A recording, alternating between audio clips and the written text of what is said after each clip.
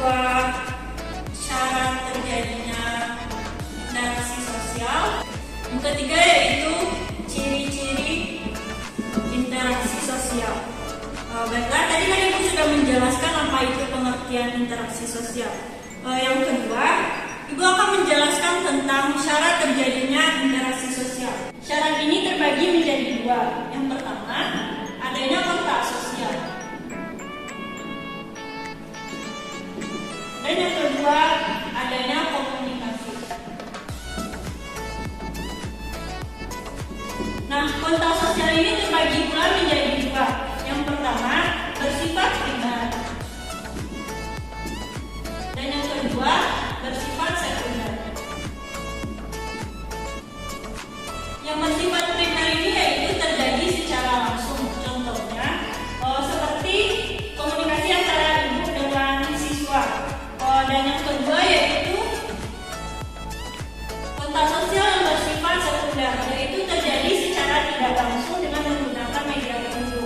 Contohnya seperti menggunakan telepon, surat elektronik, dan melalui pesan media sosial. Yang kedua yaitu komunikasi. Komunikasi ini merupakan hal yang penting saat melakukan interaksi sosial, karena melalui komunikasi ini kita saling mengungkapkan perilaku baik dari sikap maupun saat berbicara. Dalam komunikasi ini ada 5 hal yang perlu kita perhatikan. Yang pertama, adanya komunikator. Komunikator ini yaitu orang yang menyampaikan pesan.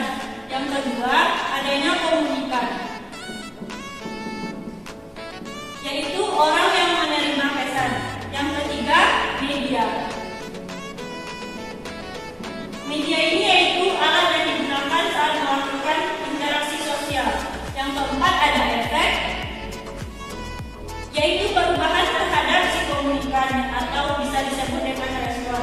Dan yang terakhir yaitu adanya pesan. Pesan ini adalah hal yang disampaikan dari komunikator kepada komunikan.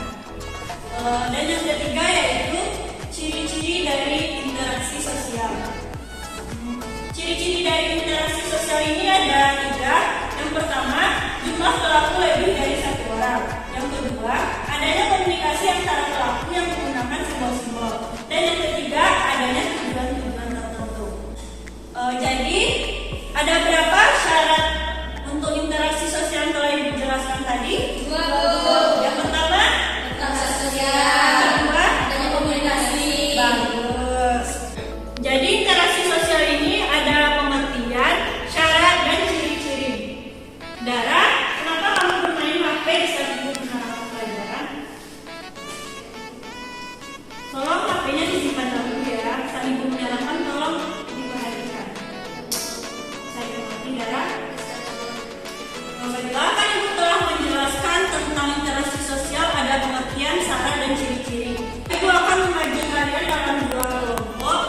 Untuk kelompok pertama yaitu Data dan Cindy, kalian yaitu mencari tentang syarat interaksi sosial. Yang kedua yaitu Dara dan Alia mencari tentang ciri-ciri interaksi sosial. Kalian bisa mencari contohnya pada lingkungan sekitar kalian, kemudian kalian buat dalam bentuk PPT. Nanti untuk minggu depan kalian presentasikan hasil tugas diskusi kalian di depan kelas. Bisa dimengerti? Baiklah, dari apa yang telah Ibu jelaskan tadi, apakah anak-anak Ibu ada yang ingin ditanyakan atau ada yang ragu? Silakan bertanya. Tidak boleh. Baiklah, jika tidak ada, kita akhiri pertemuan kita pada kesempatan kali ini. Terima kasih kepada anak-anak Ibu yang telah aktif saat pembelajaran. Yang untuk belum aktif, silakan ditingkatkan lagi aktifannya. Ibu akhiri dengan assalamualaikum warahmatullahi wabarakatuh.